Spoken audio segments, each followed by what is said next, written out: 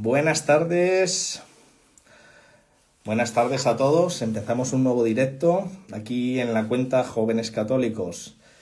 Ya muy cerca de Semana Santa, vamos a hablar hoy con José Ángel para preparar muy bien esta Semana Santa, para dar algunas ideas que yo creo que pueden ser muy buenas para prepararnos muy bien para vivir la Semana Santa.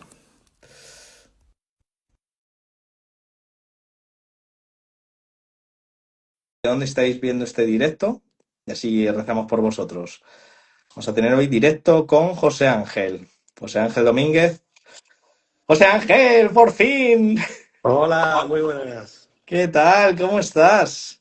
Muy bien, muy bien, muy bien. Una ilusión Oye, qué estar aquí. bien. Qué alegría, qué alegría. Bueno, habíamos iniciado el directo, pero he dicho, mira, voy a llamarle por teléfono, que yo creo va a ser mejor para que no haya tanta introducción en el directo y que sea algo más sencillo para que luego, si alguien lo ve en diferido, que... Entonces, eh, pues nada, José Ángel, preséntate, como hicimos en el anterior intento. Preséntate. Voy a Buenísimo, ponerme los buenísimo. cascos. Un momento. Estupendo, muchas gracias. Pues yo soy José Ángel Domínguez y cuando me piden presentarme suelo decir que soy un peregrino. Me parece que la vida es una peregrinación. Las habilidades que uno desarrolla cuando uno va de marcha hacia un lugar santo, pues son las características que uno tiene que tener el resto de su vida. Y luego también cuando puedo, pues realizo esas peregrinaciones en persona. Me encanta ir a los lugares santos y también acercarme a esa espiritualidad. Y también he tenido la oportunidad de vivir muchos años en Tierra Santa. He vivido en Jerusalén 5 años y voy constantemente. Tengo proyectos ahora mismo en vivo allí y cada vez que tengo una oportunidad, pues vivo y estoy en Jerusalén. Qué bueno, qué alegría. Pues mira, es que además la semana pasada lo íbamos a tener, por los problemas de Instagram no pudimos, pero ahora que ya estamos un poquito más cerquita de Semana Santa, mira, nos va a venir muy bien, alguna de las ideas que nos transmitas.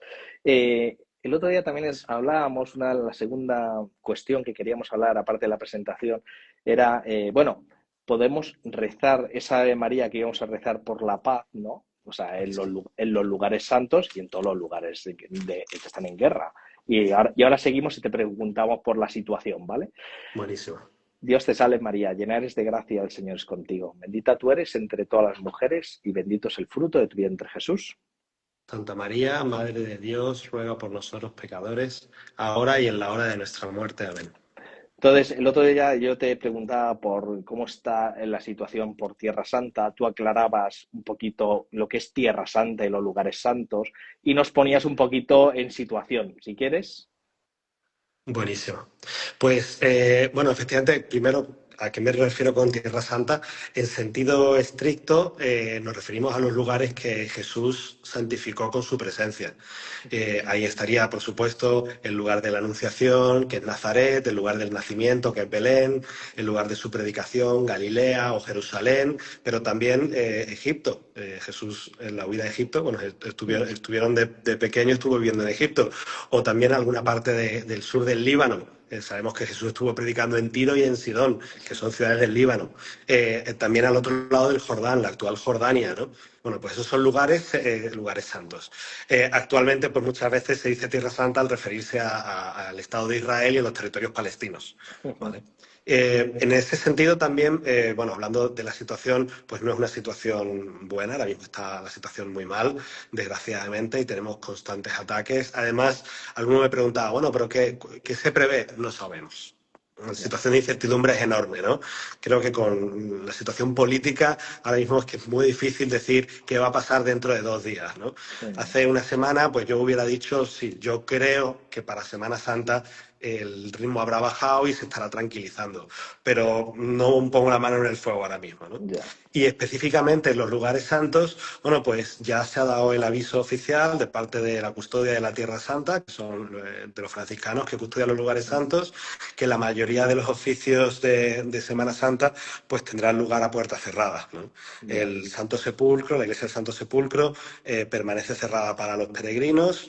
Además, de hecho, bueno, ahora mismo no se puede viajar al país, excepto en casos muy excepcionales, así que la situación es pues dura, ¿no? No ha habido tantos casos digamos, de muertes por bomba en Israel o en Palestina como sí lo había habido durante los últimos últimos 2 años, Mm. existen casos y existe riesgo real de que caiga un misil. O sea, no voy a exagerar, ¿no? Pero es cierto que la guerra de Gaza pues, ha sido mucho más violenta, o la situación de tensión que ha habido durante los 2 últimos años en el terreno ha sido mucho más fuerte que ahora mismo. Ahora mismo se ha extendido a otros lugares que ahora son, digamos, más peligrosos o que tienen mayor riesgo. Pero es cierto que la circulación está reducida, en muchos de los lugares santos, pues si uno va ahora mismo estarían cerrados o estarían con asistencia limitada, ¿no? Así que Sí. bueno, esa es un poco la situación. Y hay que seguir rezando por la paz y realmente no sabemos qué es lo siguiente, ¿no? Ya. Salió hace yo creo que fue 2 o 3 semanas, seguro la has visto por Instagram y eh, en distintas noticias que han ido llegando, la muerte de un sacerdote salió, ¿no? Sí, Que tuvo un funeral muy grande. Yo no sé si sí, fue, sí, sí. no me acuerdo la ciudad o el lugar de. ¿Te En el suena? sur del Líbano, un sacerdote maronita. Sí, Eso, sí, eso sí, sí. es, eso es, sí, Sí, sí. quizá para situar un poco, yo no sé si también los que estáis viendo el directo, si sabéis cuántos cristianos hay en Tierra Santa, ¿no? Probablemente el lugar con más cristianos, no, probablemente no, con seguridad el lugar con más cristianos de Tierra Santa es el Líbano. La presencia cristiana es porcentualmente más grande que en cualquiera de los otros sitios y de mayoría son de tradición maronita y también hay de otras confesiones cristianas, ¿no? Sí. Pero si uno, por ejemplo, cuenta Israel y Palestina, el porcentaje de cristianos no llega al 2%. Hola, sí, O sí, sea, el 49% de la población sería de religión judía y el 49% sería de religión musulmana. sí, sí. Y menos del 2% serían todos los cristianos juntos, Ya, ya. contando católicos, ortodoxos, protestantes. En Jerusalén, prácticamente si me dices, mira, pues hay una familia católica, prácticamente puedo decir que los conozco. Ya, ya, O ya, ya. sea, Sí, sí, sí, hay, sí. hay muy poca población católica cristiana en Jerusalén. Sí, Y sí. eso, en los últimos 2 años, pues en Tierra Santa se ha recrudecido la situación. Muchas familias cristianas, sobre todo de la zona de Belén, han abandonado el país, ¿no? Ya, ya. Pues nada, hay que rezar mucho por todas estas familias, sobre todo por la paz para que Sí. vuelva todo a su normalidad. Oye, aunque ya estamos acabando la cuaresma, pero claro, tú que has ejercido como guía algunas veces, ¿no? Y que has mostrado, bueno, no sé si el desierto o los desiertos por los que has ido, eh, o sea, explícanos un poquito Buenísimo, sí, lo que sí. has visto allí y luego también da alguna idea para todos estos jóvenes que están viendo que decir, oye, todavía queda cuaresma, vive Buenísimo. como... Bueno, claro, vi- la cuaresma no se acaba por agotamientos, se acaba por llegar al cumplimiento, ¿no? Efectivamente. Mira, una de las cosas que lo hemos comentado alguna vez, pero me parece que es un ejercicio interesante, es hacer una reflexión, ¿no? Si yo te pregunto, imagínate o recuerda cómo era el lugar de juego de tu infancia, Sí, ¿no? Cómo era aquel sitio en el que tú de pequeño salías a jugar y te encontrabas pues en tu casa, ¿no? En tu hogar, el patio de los vecinos, con los amigos. sí, Y enseguida a cada uno pues se nos viene una idea muy, muy, muy nítida, ¿no? Bueno, a veces pues, quizá puede ser un poco borrosa, pero enseguida, pues yo recuerdo, yo soy sevillano y yo tengo un sí, patio con el suelo de albero, un banco de hierro verde oxidado y un naranjo al lado. sí, ¿Qué respondería si esa pregunta se la hacemos a Jesús? eso es. Y su lugar de infancia, pues incluye estos lugares santos, ¿no? Claro, imaginaos las veces que él iría en el camino que va de Jerusalén a Galilea, a Nazaret. Sí, Dice el Evangelio que cuando tenía 12 años, yendo a la fiesta de Jerusalén, cuando volvían a casa se quedó allí y entonces toda la escena del niño perdido allá en el templo, ¿no? sí, sí, Pero dice el Evangelio que como cada año, o sea que todos los años por la fiesta iban a Jerusalén. O sea que esos recorridos los hacía, esa sí, peregrinación sí. a Tierra Santa, por Tierra Santa, él la hacía cada año por lo menos una vez. Y él recorría el desierto, recorría el desierto. Eh, Esa imagen de volver a casa, volver a Jerusalén, volver a Nazaret, él la tenía muy fresca. Y como Jesús, para los cristianos, pues Jesús está vivo, ha resucitado y está vivo. Pues el mismo Jesús que uno puede adorar en el Santísimo cuando tiene el sagrario delante, es el mismo Jesús que andaba por ese desierto, que tenía esa escena, ¿no? Y cuando hacemos un rato de oración y pensamos en la conversación personal nuestra con Jesús, es el mismo Jesús que tiene eso como su lugar entrañable, su lugar habitual, ¿no?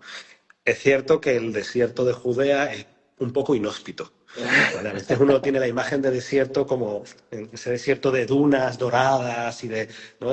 Una puesta de sol. No, el desierto de Judea es un tipo de suelo duro, es mucha piedra, es un sitio, se hace difícil, ¿no? Quizá también por eso es tan llamativo cuando uno va por el desierto de Judea y llega a Jericó, que es un Sí, oasis.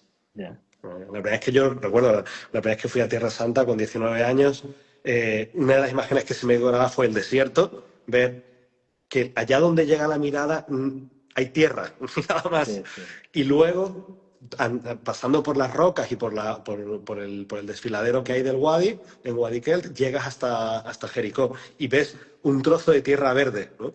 Ahora Mm, mismo, además, está ampliado con plantaciones y tienes ahí pues, los dátiles de Jericó. Y es muy interesante, ¿no? Ahí muy cerca de Jericó es donde Jesús, según la tradición, se retiró 40 días, que durante su cuaresma, ¿no? Para preparar su vida pública. Y, y es inhóspito, es inhóspito. También tiene sentido, porque claro, Jesús es perfecto Dios y perfecto hombre. Entonces, como perfecto Dios, Él tiene el conocimiento perfecto de la Semana Santa y de la Pasión y de lo que va a pasar en la cruz. Y como perfecto hombre, tiene que descubrirlo. sí. Alguno me preguntaba, ¿entonces Jesús aprendió a hablar o ya sabía? Bueno, en su naturaleza divina sabía hablar todos los idiomas y entender todos los aspectos de cualquier idioma, pero en su naturaleza humana, igual que estuvo 9 meses en las entrañas de su madre, Mm, luego tuvo que aprender y se caería cuando aprendía a andar y luego tenía que aprender a hablar y tendría que aprender a decir las palabras bien dichas y también tenía que aprender qué es el sufrimiento y tiene que identificar su voluntad humana con su voluntad divina. Y es un proceso que la cuaresma le ayuda a preparar. Por eso nos invita a vivirla. Y no me invento nada. Es decir, si uno tiene dudas de lo que estoy diciendo, que lea el pasaje de Getsemaní. sí. No se haga mi voluntad sino la tuya. Porque mi voluntad humana es vivir, no morir. Nosotros no nacemos en nuestra naturaleza humana con la voluntad de morirnos, sino de sobrevivir. Es más, tendemos a cuidar de los demás y a cuidarnos a nosotros mismos como principio natural. Sí. Pero al mismo tiempo somos capaces de ser generosos y de entregar nuestra propia vida por los demás. Y Jesús lo descubrió en su naturaleza humana. En 40 días, pasando hambre y haciendo sacrificios, descubrió cómo servir a los demás, cómo vivir la vida de entrega. Y eso se culmina en la Semana Santa, efectivamente. En Getsemaní va a sufrir todo eso, va a tener una visión, un momento de darse cuenta en su naturaleza humana con un peso aplastante de lo que se le viene encima en la pasión, no tanto por el dolor físico, que también, sino sobre todo por el dolor espiritual. Yo aconsejo mucho, si queréis buscar, hay un libro de un escritor chileno, Ibáñez Langlois, que es Mm, La Pasión, y tiene mm, una poesía de la Pasión, y tiene un pasaje específicamente hablando sobre Getsemaní que es precioso, ¿no? Viene a decir que el dolor de muelas que tienes hoy ha salido corriendo para encontrarse con Jesús en Getsemaní. mm, Que el dolor que has sufrido por la pérdida de un amigo ha salido corriendo porque tiene que encontrar a Jesús en Getsemaní. Que el mal que tú has causado, el daño que tú has hecho, también está corriendo para encontrarse con Jesús en Getsemaní. Que todos los daños, todos los dolores del siglo XXI, todas las maldades que hay, todas están corriendo para encontrarse con Jesús en Getsemaní. Y en la naturaleza humana de Jesús en Getsemaní, claro, eso es realmente agobiante, ¿no? Y eso él no dice que no, sino que viendo la que viene encima, dice que sí. Entonces, claro, ese es el ejemplo que nos pone. Ahora nosotros llegamos a la Semana Santa y queremos también decirle a Jesús, pues bueno, que yo cargue un poco con la cruz, ¿no? mm, claro. Que yo creo que también, hombre, la vida también tiene un momento de resurrección y hay un momento de tabor, pero, pero hay que vivir también de sufrimiento, ¿no? A mí un consejo que me dio, que tuve la fortuna de hablarlo con el padre, con el prelado del Opus Dei, don Fernando Cáriz, Sí. y me dio un consejo una vez muy bueno. Me decía, José Ángel, si hay algo que te hace sufrir, puedes sacarle partido espiritual, seas tú el culpable o la víctima. Mm, Es que esto me sienta mal. No sé si he sido yo o ha sido otro que me lo ha hecho, pero en cualquiera de los dos casos ese sacrificio, ese sufrimiento ya está en la cruz, ya está pagado. Tú puedes ayudar y acompañar a Cristo en la cruz o vivir sufriendo sin sentido. Qué Pero bueno. el sufrimiento que ya está, ya estaba en el corazón de Cristo en la cruz. Entonces, joder, pues eso es una oportunidad enorme, ¿no? Y cuando uno va a los lugares santos y el Getsemaní, pues es muy bonito porque cuando uno va a Getsemaní están los olivos. Hay una tradición que desgraciadamente este año no se va a poder hacer, ya lo han anunciado, que es que en la noche del jueves hay una Sí. hora santa en Getsemaní. Y cuando termina la hora santa, los cristianos locales salen en procesión desde Getsemaní hasta la casa del sumo sacerdote. ¿Cuánto es de Con una... distancia? Ponnos un poco en tesitura. ¿Es muy grande el terreno de No, puede Getsemaní? ser, ¿qué será? Puede ser 1 kilómetro, puede ser... la verdad es que ahora se reirán de mí los arqueólogos porque no lo tengo. Pero vamos, en una hora andando tranquilo lo has hecho de sobra. Qué bueno. Sí, Y sí. digo, andando tranquilo, rezando. Sí es cierto que hay que salvar un desnivel, porque Ya. Getsemaní está a un lado del torrente Cedrón, del Sí. valle de Josafat, y la casa del sumo sacerdote está en la En el colina otro de lado. enfrente. Y además está arriba de la colina, está en la cima del monte, que es el monte Sion. Entonces tienes que bajar y toda esa subida se hace un poco cuesta arriba. Pero bueno, no es mucho, y luego Jesús la hizo 2 veces en la misma noche, porque resulta que el cenáculo Sí. es una casa, probablemente la casa de Marcos, que está muy cerca de donde estaba la casa del sumo sacerdote. Entonces Anda, o él, sea, después de la tuvieron última que ir y cena, volver. bajó toda la cuesta para cruzar hasta Getsemaní y después de que lo capturaran, lo llevaron por ese mismo recorrido hasta dentro de la ciudad de nuevo. Ese es un poco el recorrido que haría Jesús aquella noche. Oye, cuando has estado tú en Getsemaní, porque ya hemos hablado del desierto, Getsemaní, y luego pasamos a la entrada triunfal, nos saltamos ahí, pero ¿cómo rezas, cómo has rezado allí? Porque claro, con todo lo que has, o sea, leído en el Evangelio, lo que has vivido y estar allí, que Sabes debe ser que tuve la impresionante. oportunidad en 2013, yo vivía en Jerusalén y vino a visitar donde yo vivía el prelado del Opus Dei, entonces era Javier Echeverría, Sí. y vino a visitarnos. Y alguien le preguntó, padre, ¿cuál es su lugar favorito? Y yo pensé, lo primero que pensé es, no te va a decir uno concreto, te va a decir que todos los lugares, y dijo, no, no, Getsemaní.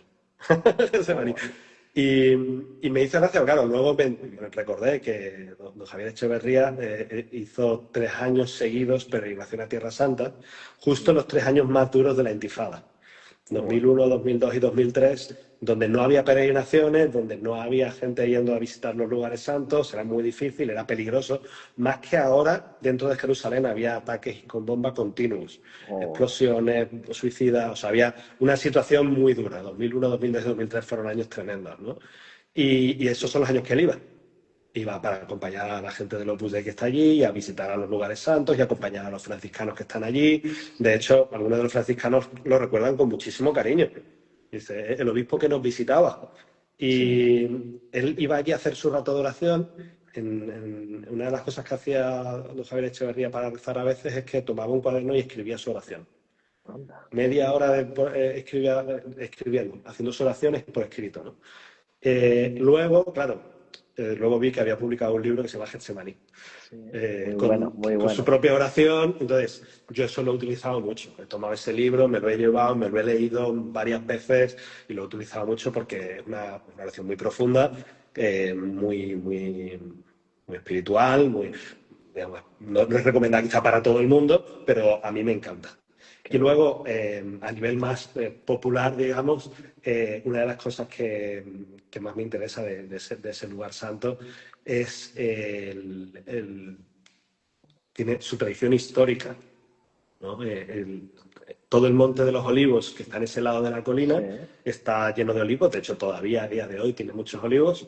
Y, lógicamente, si tú tienes olivos, pues tienes una prensa de aceite para Ya. sacar el aceite. Y, lógicamente, la prensa no la vas a poner arriba, porque lo que vas a hacer es bajar con las aceitunas hacia abajo y sacar el aceite abajo cuando las has acumulado. Entonces, la parte baja del valle es donde estaba la prensa de aceite, que en arameo se dice Getsemaní. Entonces, Anda. ese era el lugar. Y desde los primeros cristianos se marca con unos mosaicos dónde era el lugar donde rezó Jesús. Anda. Entonces, claro, ha pasado siglos y han pasado guerras por encima y Jerusalén ha sido destruida y ha sido reconstruida y otra vez destruida y otra vez reconstruida, pero ese lugar se mantiene. Yo no conozco nada de árboles, ¿eh? O sea, me encanta la Biblia, pero estos temas no controlo mucho de árboles. Pero sí, preguntando a un especialista, me ha dicho que los olivos son árboles que, mientras que existen las raíces, pueden volver a crecer. Que Ya, si tú lo talas, vuelve a salir de sus propias raíces, que para matar un olivo tienes que taladrarlo, básicamente, ya, ¿no? sí, sí. Y entonces, cuando uno llega a Getsemaní ahora mismo, las ramas que ves, el tronco y las ramas que ves, calculan que tienen unos 500 años. Y de hecho son unos troncos de olivo anchísimos, ¿no? Son Ya, 500 años sí, sí. de olivo. Pero las raíces tienen más de 2000. Joder, ya, ya. Entonces, bueno, cuando uno va allí, está en el lugar donde estuvo Jesús rezando, ¿no? Que efectivamente, si no es ese metro cuadrado, es el de al lado, pero que Sí, está marcado por la tradición en la historia. ¿No? No es solo, bueno, pues en cualquier sitio donde hay un árbol es Getsemaní. No, es ese. Y que Jesús tenía un lugar donde solía ir a rezar. qué O sea, bueno. hasta tal punto que Judas les dice a los que agonizan, yo sé dónde es porque sé dónde va a ir. Siempre va a ir a rezar. Ya se lo esperaba. Claro. Y luego, revisando el Evangelio, muchas de las escenas, muchas de las cosas que comentan la escena de Getsemaní tienen sentido y las ves allí realizadas cuando estás allí, ¿no? Por ejemplo, una de las cosas que, claro, cuando prenden a Jesús en Getsemaní, dice el Evangelio que Pedro sacó una espada y le cortó la oreja al siervo del sumo sacerdote. Y uno lo ha leído, lo ha escuchado quizás en el Evangelio y dice, ah, muy bien. Dice, un momento, que Pedro iba con espada. O sea, llevaban 3 años de predicación del reino de los cielos y él seguía con la espada por si acaso. Sí, Claro, o sea, todavía el Espíritu Santo tenía que venir y la transformación y la resurrección tenían que cambiarles la vida. Luego, no le cortan la oreja amistosamente. Le intenta partir por la mitad y probablemente llevaba uno de estos cascos, ¿no? Así como acabados en punta, y la espada repalaría por el borde y le cortaría la oreja y probablemente le claro. hizo daño también. Mm, no es ninguna tontería, ¿no?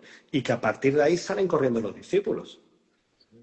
Pero además salen corriendo por su vida. O sea, que aquí nos van a pillar y nos van a matar a todos. Vamos, Joder, Tomás ya lo había dicho, venga, sí, vamos a Jerusalén y morimos con él. Pero luego llega el momento y no se atreven.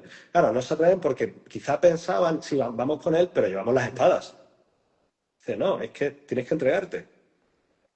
Claro, peleando cualquiera. El problema es cuando cometen una injusticia contigo y la tienes que llevar bien. ya, Claro, ahí cuando no puedo ejercer mi justicia como a mí me da la gana y tengo que entender que las cosas de Dios a veces van por otro lado, eso es más exigente. Pero eso es lo que se estaba pidiendo Jesús a estos. Que uno lo piensa y es muy exigente, claro. No es solo aceptar la condena del otro, es que ni siquiera te defiendas, ¿no? sí, sí. Y Qué que bueno. cuando Pedro saca la espada, Jesús le dice, guárdala.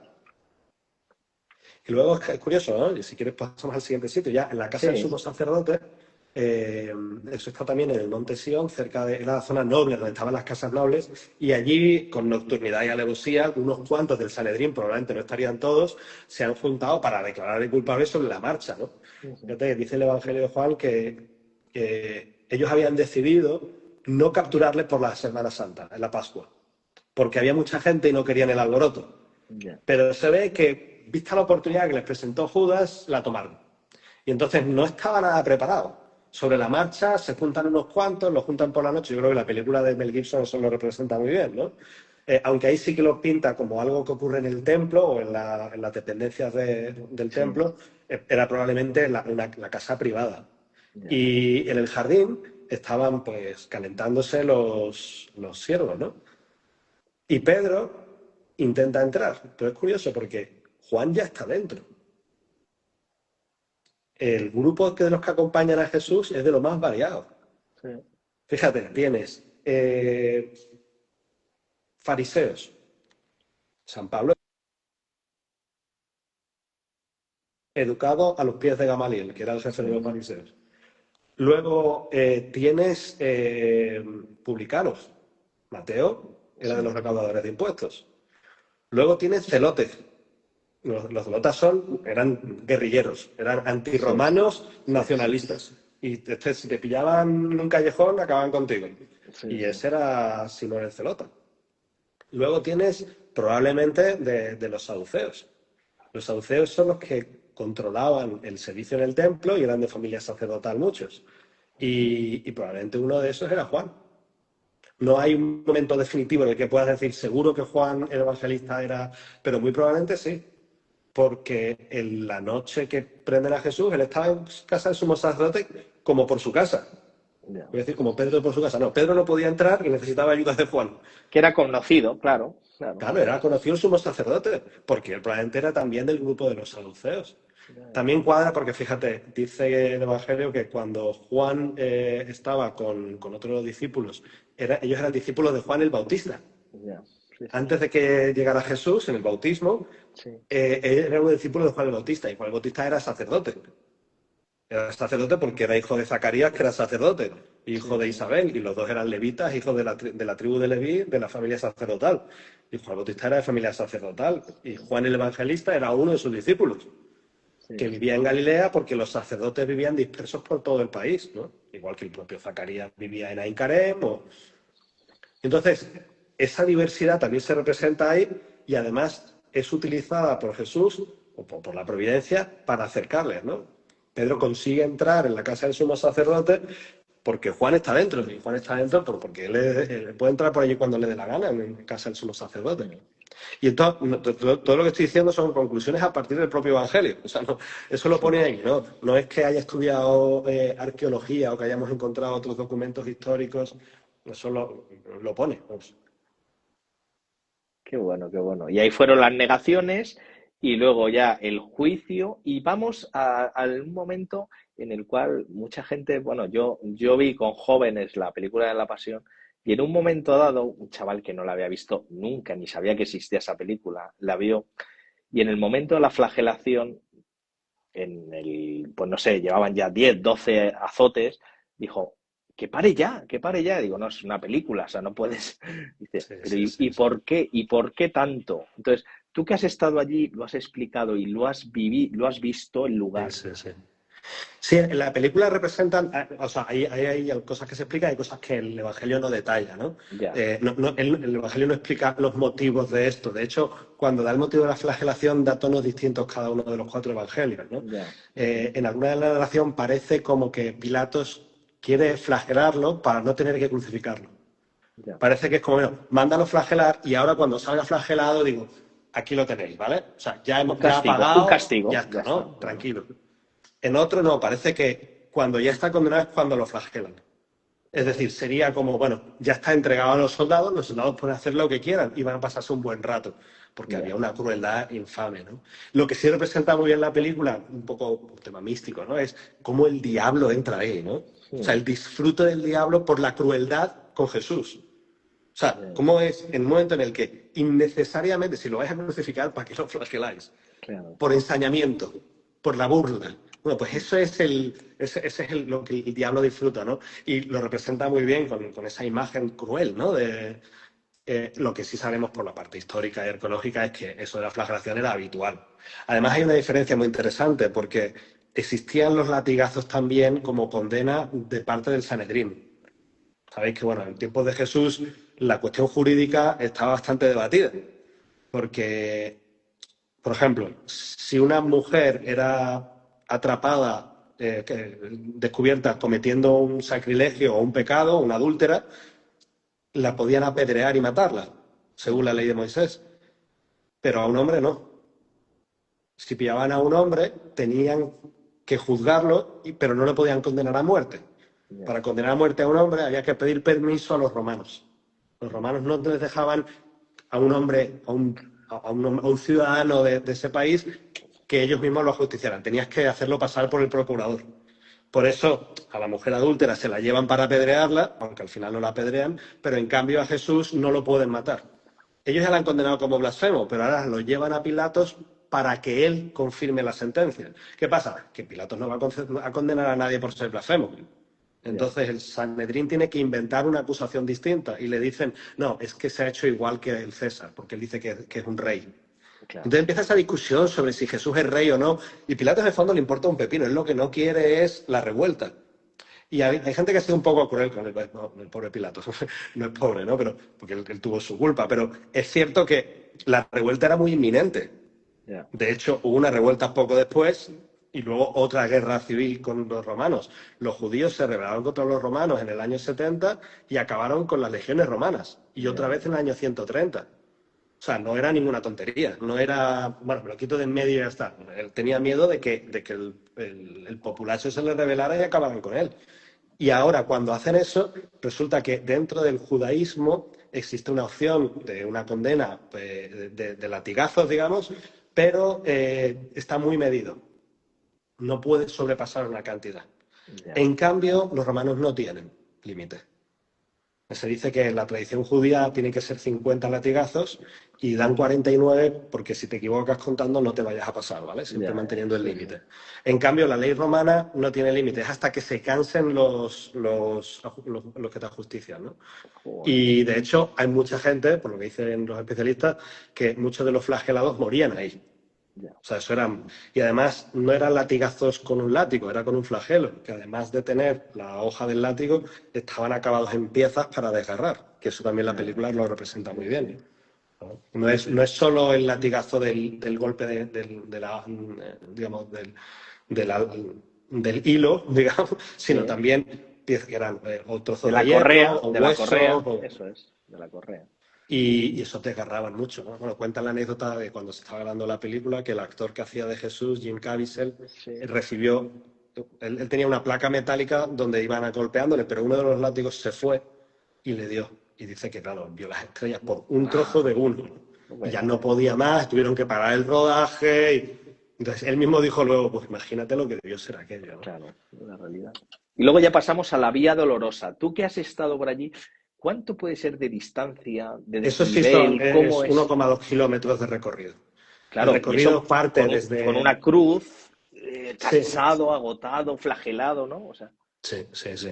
Y después de un tiempo de duro y además de una noche de sufrimiento y de no haber dormido, o sea, humanamente es muy agotador, ¿no? De hecho, fijaos que Jesús muere antes de lo previsto. Los otros dos que estaban crucificados con él, para que no se quedaran los cuerpos allí durante la fiesta de Pascua, les rompen las rodillas para garantizar que muere. En cambio, Jesús, cuando llegan, ya está muerto. O sea, él se muere antes de lo que se calculaba que se tenía que morir un crucificado. Porque, claro, se había acumulado todo eso antes. O sea, eso es tremendo, ¿no? Ahí, hombre, supongo que todo el mundo sabrá, o lo habréis pensado una vez, de que muere un crucificado. Un crucificado no muere por las heridas de la cruz o por los clavos. Un crucificado muere por asfixia. O sea, uno está colgado de los brazos y entonces la caja torácica queda levantada y uno no respira. Entonces, tiene un punto de apoyo en los pies mínimo y entonces, en el momento en el que el cuerpo está agotado de levantarse para tomar aire cada vez y ya no puede levantarse para tomar aire, mueres por ahogado porque no puedes claro, tomar aire. Entonces, claro, eso puede durar días, ya. días, ¿no? Y además, bueno, por supuesto además tienes las infecciones de la flagelación, o si además por las burlas o te tiran piedras, o sea, por las heridas, por las infecciones, por lo que sea, ¿no? Proceso de tetanización enorme y, vale. Pero además, a Jesús, claro, por eso a los otros dos, cuando quieren asegurar que mueren pronto, les rompen la rodilla, porque una vez que te rompen la rodilla ya no puedes levantarte para tomar aire. Y entonces la asfixia es en 3 minutos, 4 minutos, ¿no? En cambio, Jesús ya ha muerto antes de eso. Y entonces el legionario pues toma con la lanza para probar si está muerto y atraviesa el costado, ¿no? Y así le entra la lanza en el costado y atraviesa el corazón y dice el Evangelio que salió sangre y agua. O sea, la señal visible, clara, yo no tampoco soy médico, no sabría cómo decirlo, pero de que ya estaba desangrado, ¿no? Y además, si estuviera vivo, ya lo has rematado. O sea, que no hay, Muy bien. no hay escapatoria.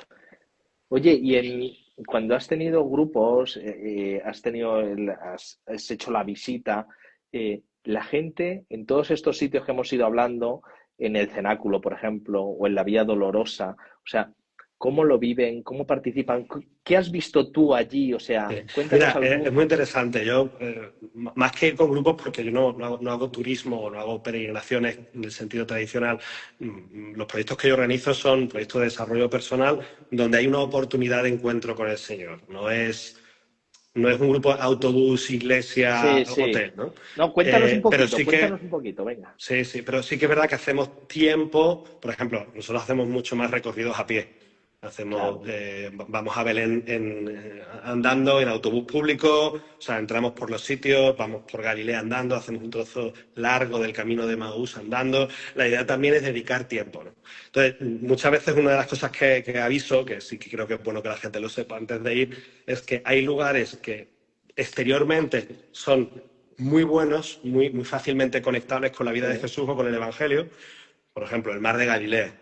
Pues uno cuando está ahí, estamos en una barca y te quedas allí en silencio rezando, pues puedes imaginártelo muy bien, ¿no? O sea, es visiblemente lo que podía ver el Señor, ¿no? O el desierto. Vas por el desierto, pues esta es la imagen que tenía Jesús delante, ¿no? claro. En general, Galilea, los lugares más abiertos, pues son muy parecidos, ¿no? En cambio, Jerusalén, no. Jerusalén ha Ha cambiado cambiado, claro. muchísimo, no tiene nada que ver.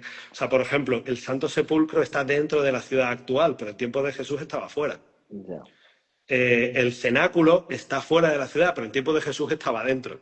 O sea, las ya, propias murallas de la ciudad antigua no coinciden con las que había en tiempos de Jesús, claro. porque la ciudad fue borrada y reconstruida en el siglo II. O sea, Ya, el cambio, y luego hay sitios que es edificio sobre edificio. ya, Entonces, dentro de la ciudad santa no es la misma conexión, digamos, física como la que tienes en otros lugares. Sí es cierto, por ejemplo, por eso que cuando vas a Getsemaní tienes un oasis, un lugar donde te pones entre los árboles y de hecho en la misma iglesia de Getsemaní, de la agonía, está representando una noche. ya. Es una iglesia que tiene una oscuridad muy profunda, todo el techo es oscuro, se ven marcadas con las estrellas, Ah, la piedra del suelo representa las rocas donde Jesús estuvo rezando. O sea, se ha imitado mucho ese ambiente, ¿no? En cambio, el cenáculo, uno entra y parece una mezquita, ya, porque de hecho fue una mezquita. Entonces, lo que uno ve es una mezquita. Entonces ya, tienes que hacer un proceso de abstracción, ¿no? Cuando va al Calvario, uno no ve una montaña, una roca y la cima y se pone a rezar en una roca, sino que estás dentro de una iglesia donde hay gente pasando, entrando, saliendo. Entonces tienes que hacer un proceso de abstracción. ya. En concreto con la Vía Dolorosa, con el Vía Crucis, también ocurre, ¿eh? Porque tú vas por el mercado, pero me parece que eso sí tiene mucho que ver con lo que vio Jesús. Claro. Porque uno sale de la primera estación y se encuentra con el zoco. El shuk te cruza por en Sí, medio y tienes gente de otras religiones vendiendo, gritando 10 por 10 de shekels, por no sé cuánto y tal, y la gente con las bolsas y haciendo el día de negocio ahí. sí, sí, Y uno pasa rezando el Vía Crucis o leyéndolo y de repente dice, pero ¿cómo es posible que en un lugar tan sagrado? Dice, bueno, pues eso mismo es lo que se encontró Jesús. El claro. día que él estaba pasando por la ciudad, ah, cargando la cruz por nuestros pecados, había tipos pasando por allí que no les importaba nada, la mayoría no sabían ni qué, o si sabían, se acercaban por el ruido, vamos, no por...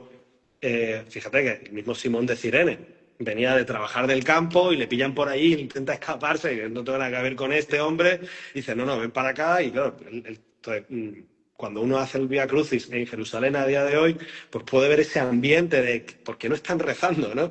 Pero bueno, por lo menos en eso también nos identificamos con Cristo, ¿no? Y también habrás visto pues gente haciéndolo de rodillas o un tramo o gente, pues, hombre, a lo mejor cargando una cruz, no, pero yo qué sé, Bueno, o sea, de hecho, te lo diría al revés, no se hace de rodillas, no hay esa tradición, no existe, ya, aunque quizá alguien lo haga, ¿eh? No tengo nada en contra, pero no ves a gente recorriendo el vía, porque ya te digo, es que pasa, te puede pasar ya, un sí, coche por sí, delante, sí, sí. y en cambio sí hay una tradición de llevar la cruz. Ah, sí, Sí, anda. cuando llega, de hecho, si alguno va a hacer una peregrinación, en la primera estación pregunta por los franciscanos y si les pide, le dejan la cruz. Y puede el grupo llevar una cruz, no digo que cada uno lleve una, eso no es habitual, pero sí que el grupo puede llevar una cruz y llevarla durante todo el Vía Cruz. Y de Sí, se hecho, la van a mí me ha pasando, pasado que he ido a Zapatero a arreglar un zapato, que me pillaban ahí y he pasado y estaba un grupo haciendo el Vía Crucis. qué O sea bueno. que lo ves, ¿no? Y ves que van llevando una cruz. Y los lugares que están marcados, desde la primera estación hasta la octava, sí que te pillan a través de la ciudad. Ya Sí, luego, a partir de la novena, ya es dentro de la iglesia. Ahí ya sí que está ah, ya es recogido dentro. y tienes un espacio para rezar, ¿no? Qué bueno, qué bueno. Y bueno, y ya, así como ya llegando abajo al descenso de este directo, que hemos ido ya recorriendo un poquito toda la Semana Santa, bueno, que lo próximo va a ser este domingo, que es el domingo de Ramos, ¿no? ¿Cómo, efectivamente. bueno, tú, ¿cómo te imaginas la escena? O sea, Bueno, es que es impresionante ese momento, ¿eh? Tiene que ser, o sea, tuvo que ser una cosa muy llamativa, muy llamativa. O sea, como decía antes, decían que los judíos, los del Sanedrín habían dicho que tenemos que acabar con él, porque se lleva sí, gente y porque no es de los nuestros, ¿no? Pero dicen, no lo hagamos durante la fiesta. Pero claro, de repente llega el Domingo de Ramos y tuvo que ser tan espectacular que se asustaron muchísimo. claro. Porque Jesús viene, a ver si lo puedo representar. Además, no sé, porque a veces sale el reflejo al revés. No sé si viene de izquierda o derecha. Pero de el este hacia el oeste. Sí, Jesús viene desde el este sí, y ahí está el Monte de los Olivos. Él viene del otro lado del Monte de los Olivos, hay una pequeña aldea que se llama Betania. Y sí, ahí es donde están Marta, María y Lázaro. Y sí, eso está relativamente cerca de la ciudad, vamos, una hora y pico andando, ¿no? Pero, o 40 minutos andando a buen paso, ¿no? Porque además esta gente andaba mucho. O sea, sí, sí, sí. pero además primero tienes que subir hasta la cima del Monte de los Olivos, viniendo de este a oeste, y luego tienes que bajar todo el valle hasta el torrente Cedrón, lo cruzas y vuelves a subirlo hasta la ciudad santa y ya entras en la ciudad, ¿no? Sí, Entonces Jesús sale de Betania, que es donde él se quedaba muchas veces cuando iba a Jerusalén, porque además está dentro del límite que podían andar incluso en Shabbat, la anda, distancia que se puede andar en sábado. Entonces él sí, muchas veces iba durante el día, estaba predicando en Jerusalén y volvía a pasar la noche a la casa de sus amigos, donde él se quedaba. Eh, de camino pasas por el Monte de los Olivos, también uno de los lugares donde él se quedaba habitualmente a rezar, sí, ¿no?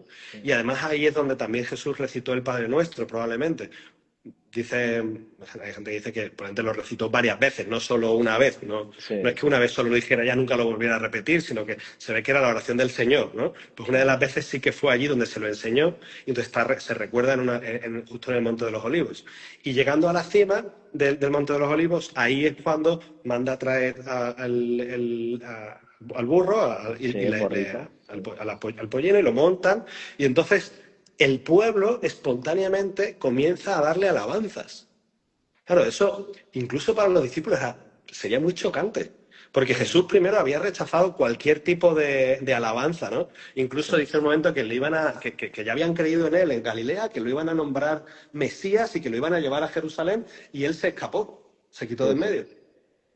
¿Sabes? No sé si es una historia poco conocida, pero es muy interesante. 100 años después de Jesús, hay un tipo que dijo que él era el Mesías. sí, Y el Sanedrín dijo que es verdad. Los fariseos y los saduceos lo reconocieron como Mesías y lo ungieron y le nombraron guía espiritual y líder militar de Israel. Y él lideró la revuelta contra los romanos y la ganó. Y durante 3 años había un reino en el que él era el que mandaba como Mesías sí, y acuñaban moneda y luego ya llegó Roma y acabó con ellos, ¿no? Pero ese mismo evento que luego triunfó, aquí se presentaba distinto. De hecho, eso lo cuenta muy bien el libro de Jesús de Nazaret, lo cuenta Ratzinger, ¿no? sí, Esa sí, comparación entre Bar Kokhba y Jesús, ¿no? Y claro, ahí tienes que Jesús llega y esa vez sí acepta esa alabanza, Hosanna, hijo de David, que él es el hijo de David. O sea, aunque no hubiera sido Jesús hijo de David, digamos, legalmente José era el rey, el heredero sí, del reino davídico, ¿no? Claro, en ese momento, ¿quién era el rey? Pues el rey era Herodes, que no es descendiente de David, él es descendiente de los macabeos, que es el que sí, estaba gobernando desde la época de los macabeos. Bueno, pues Jesús sí era hijo de David y además él lo acepta y comienzan a alabarle. Y además resulta que, claro, en los profetas uno va revisando y se cumplían las cosas. ujú, El Mesías tenía que venir a la ciudad santa entrando por la puerta oriental, que es la puerta dorada, sí, que sí, es ahora mismo está tapiada. ya, Saladino y Sulimán luego lo confirmó, la tapiaron para que no entre el Mesías por ahí. ya, Y esa ya, es la entrada al templo desde el muro oriental. Cuando uno está en Getsemaní o cuando viene del Monte de los Olivos, lo que tiene delante es la puerta dorada, que es por la que Jesús entraría si venía por ese camino, ¿no? ya, ya, Entonces, tuvo que ser, el momento del Domingo de Ramos, tuvo que ser un momento espectacular. Para los discípulos que estaban todavía con esa visión, algunos más material de que Jesús iba a ser un rey, dices, bueno, por fin, ¿no? Por fin ya sí se materializa esto, ¿no? Y para los fariseos y los saduceos, para el Sanedrín y los que le odiaban, era como, se nos ha ido de las manos, es Sí, que sí, van a sí. nombrarle rey ya. Y además lo que hace es que entra en el templo y empieza a predicar. Ya. Y predica algunas cosas en contra de lo que ellos decían. O sea, la confrontación era enorme, ¿no? En ese Y, momento. y unos días después ya llega el sábado santo, ¿no? Han enterrado el cuerpo de Jesús, ¿no? Sí, Y hay ese momento de espera, ¿no? O de sí, esperanza con la sí, sí. Virgen. Aquí es Y de bueno dolor. saber, nosotros, ¿cuándo cambiamos de día? Nosotros cambiamos de un día a otro a las 12 de la noche. Sí, ¿Vale? Las 12 de la noche no es un fenómeno natural, es una hora que hemos fijado y a esa hora pasa de ser lunes a ser martes o de sí, ser sí. viernes a ser sábado. En la tradición judía y también en muchas tradiciones semíticas, los musulmanes también, el día no cambia a las 12 de la noche, sino que cambia con la puesta de sol. Ah, Cuando se pone el sol, ya cambias de día. Entonces, hoy, por ejemplo, no es martes, es miércoles ya. ya, ya, De hecho, visualmente, cuando ya ves la tercera estrella en el cielo, ya es el día siguiente. ya, ya. Y por eso también la luna llena o la luna nueva marca también, porque a partir de la tercera luna o de la cuarta luna, o sea, a partir de ahí tú lo ves, porque en la noche es cuando ya pasas al día siguiente. Ya, ya. Entonces, Jesús está en la cruz crucificado el viernes por la tarde y Sí, antes de que se ponga el sol ya ha muerto. Y como el sábado era fiesta, pero no porque a la mañana siguiente fuera fiesta, sino porque esa tarde ya era fiesta. ya, claro. Antes de que empiece la noche tienen que quitarlo. Y entonces a toda prisa lo meten en la tumba y echan la piedra y se van corriendo. Porque ya con esa tarde, con la puesta de sol, ya es Shabbat. Claro. Entonces, ¿cuándo termina el Shabbat? Por la tarde del sábado. Cuando el sábado por la tarde se pone el sol, ya es domingo. Ya Claro. es el primer día de la semana. Y si miráis con detalle el Evangelio, dice una cosa muy interesante. Dice que el primer día de la semana fueron a comprar aromas. Y luego, muy temprano, fueron a ungir a Jesús, las mujeres. Es decir, que ellas van el sábado por la noche a comprar aromas Sí, y luego, cuando sale el sol, van a ungir ya, a ya. Jesús. De hecho, es muy curioso, a día de hoy en Israel, que se respeta el Shabbat y que las tiendas cierran el viernes por la tarde, el sábado por la noche es Motzei Shabbat, ha terminado el Shabbat y ya se puede abrir las tiendas. Sí, sí. No hay transporte público durante el Shabbat en todo el país, o sea, el viernes por la noche o el sábado por la mañana no puedes pillar un autobús, pero el sábado por la noche ya hay autobuses. Ya, ya. ¿Por qué Joder. las mujeres fueron a comprar los aromas el sábado por la tarde y no fueron a ungirla hasta el domingo por la mañana?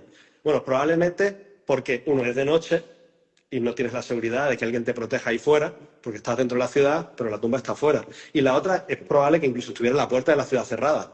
Tú Ya, puedes hacer comercio dentro de la ciudad, pero ir fuera de la ciudad todavía no hasta la mañana siguiente. ya, La ya. guardia sí que sale por la mañana. Entonces, ellas estaban comprando el aroma el sábado por la noche y ya en cuanto sale el sol y abren las puertas de la ciudad, van a comprar, van a ungir a Jesús. Qué bueno, qué bueno. Y ahí ya es el momento que es lo que viviremos en unos 10 días, ¿no? El momento del domingo de resurrección, ¿no? Efectivamente, efectivamente. Muy bien. Ahí, vamos, a mí me parece que es muy, muy apasionante releerlo y verlo en el Evangelio de Lucas, como hace, como cuenta también lo de Maús, por ejemplo, ¿no? Y me mandaron un meme muy gracioso de la lista de tareas de Jesús el domingo de resurrección, ¿no? Sí, ¿qué ponía? Dice, uno, resucitar. Dos, aparecerse a María Magdalena. Tres, andar 8 horas.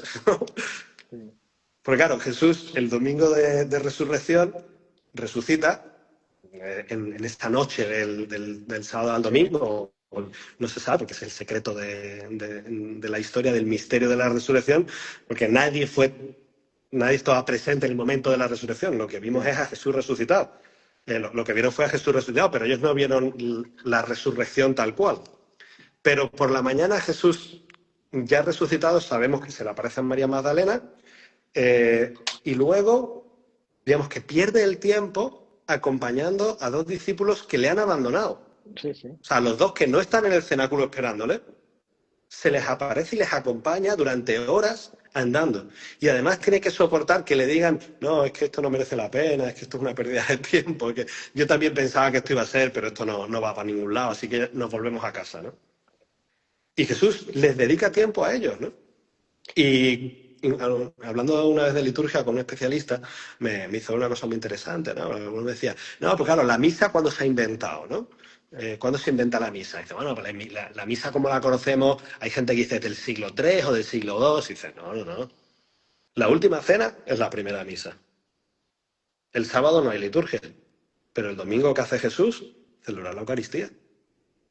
Jesús Bueno, acompaña a los discípulos haciendo el comentario de las lecturas, haciendo la la homilía, palabra de Dios, hace claro. la palabra y cuando llega hace la clasis tu artú en griego, la fracción del pan, que es el Claro. nombre de la misa en aquella época. Se llamaba la fracción del pan. Entonces, el domingo de resurrección Jesús celebra misa. Qué bueno, Y ahí es donde se dan cuenta de quién es Él. El mismo que estaba en el cenáculo está aquí. qué bueno. Y cuando se va de su presencia, salen corriendo a avisarles, oye, que es domingo que hay que ir a misa, a todos los demás. Y cuando llegan ya dice que a ellos también se les ha aparecido. Y que, tenemos que lo de la Eucaristía, bueno, sí, que se inventó. No, no, es que Jesús la instituye en la última cena y la celebra el domingo de resurrección. Por supuesto, la Eucaristía es también el sacrificio de Cristo en la cruz. Es el otro aspecto, ¿no? El aspecto sacrificial y el aspecto convivial. Pero que la Eucaristía que él celebra, la celebra ya el domingo de Ramos, el domingo de resurrección, perdón. Qué Eso bueno. es muy Bueno, importante. si te parece, para acabar, como seguro que durante estos años habrás dado algún consejo a jóvenes profesionales, a universitarios, ¿qué ideas, aparte de lo que has comentado bueno, tus vivencias y de, bueno, un poquito del relato de estos días, cómo vivir un poquito mejor la Semana Santa? ¿Qué cosas así o Mira, yo tips soy se te ocurren? sevillano y entonces yo he vivido la Semana Eso, Santa en Sevilla toda mi vida y claro, lógicamente mis compatriotas me decían, pero ¿cómo vas a vivir una misa mejor? Luego me fui a vivir a Italia sí, y estuve en la vigilia con el Papa. Y dices, bueno, es que esto es espectacular. Y dices, bueno, pero es que luego he estado en la Semana Santa de Jerusalén. Entonces yo he podido estar probablemente en las tres mejores semanas, todo el mundo pondrá la tercera la suya, ¿no? Pero yo creo que es maravilloso, ¿no? Pero hay una cosa que no se nos puede olvidar, que es que Jesús habla a uno, a ti. eso es. Que nos podemos perder en el aspecto del folclore, ¿no? Sí, Que lógicamente el folclore de la devoción litúrgica está ahí para ayudarnos a cada uno, sí, pero que a veces nos distraemos incluso con eso, ¿no? Que decía antes, ¿no? Uno va por el Vía Cruz y está en un momento de oración y ve que te pasa uno que estaba con la compra del pescado, ¿no? Que no sea yo el de la compra del pescado.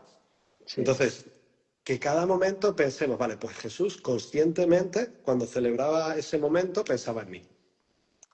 Y eso es un consejo que funciona siempre. Lógicamente no podemos tener el 100% del tiempo la conciencia concentrada en eso, porque pues, se nos distrae, tenemos cosas que hacer, pero que el incienso, la liturgia, la oración, una procesión, un rato de una hora santa, que todo no sea solo el aspecto de comunidad, que es vital, pues, de hecho a mí me ayuda muchísimo estar con los demás, pero también el yo y el tú de Eso. Jesús. Dice, vale, Jesús, ¿qué quiere de mí?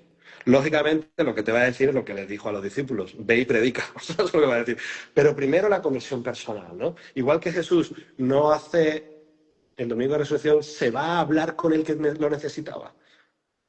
Pues ese, de hecho, dice mucha gente, ¿no? Que cuando Lucas está escribiendo el Evangelio, dice, estaba Cleofás y el otro, no le pone nombre para que podamos ser cada uno de nosotros, Qué bueno. ¿no? O sea, Ya, que nos metamos, como decía San José María, ¿no? Como un personaje más. Que no sea una casualidad o una cosa que pasa por alrededor. Y ahí siempre uno descubre, ¿no? Cuando uno se sienta, lee el Evangelio para hablar con Jesús, vive los oficios del Jueves Santo para estar con Jesús, va a una procesión para acompañar a Jesús y le escucha, pues eso siempre tiene fruto, ¿no? qué bueno. Sí, y ese rato de oración, ¿no? El Jueves Santo, ¿no? O esa visita de monumentos, ¿no? Por Es ejemplo, una ¿no? buena costumbre Claro. también. Sí, O el sí, sí. viernes por la mañana el rezo del Vía Crucis, ¿no? Efectivamente. Porque muchas de las parroquias están abiertas en Semana Santa Sí, para sí, poder sí, sí. ir, o sea, para poder ir a rezar tu momento, Y luego lo que decía José Ángel, que es el Evangelio. O sea, igual que José Ángel nos ha ido diciendo, ¿no os habéis fijado que dice en el Evangelio tal? Eso es porque se lo ha leído muchas veces y lo ha meditado. Entonces, bueno, es una buena recomendación y una Bueno, buena me queda ayuda. mucho. Y una de las cosas que más me gusta es que por mucho que profundizo siempre encuentro cosas nuevas. Esto no se Bueno, agota. No, no tengáis miedo a, bueno, yo ya lo he entendido. No. no, porque Jesús siempre te quiere decir algo más. O sea, Sí, sí, todavía sí. nos queda mucho por descubrir La ahí. palabra del día, decía un sacerdote amigo mío, decía, cada evangelio es la palabra del día, porque hoy será una, el año que viene ese mismo evangelio será otra, o sea que... Completamente. Bueno, pues nada, nos vamos a ir. Muchas gracias, José Ángel. Se va a quedar grabado y así lo podemos ver tranquilamente. Y nada, desearte una muy buena Semana Santa, ¿eh? Buenísimo. Muchísimas gracias por la oportunidad y Nada, también hombre. que viváis muy bien también todos los que estáis aquí y toda la comunidad que sigue, que hacéis un bien estupendo y que, bueno, nos encontramos todos en Getsemaní. Ahí estamos todos unidos. Bueno, buenas noches a todos y muchas gracias. Adiós, José Ángel. Gracias a Hasta Dios. luego, adiós.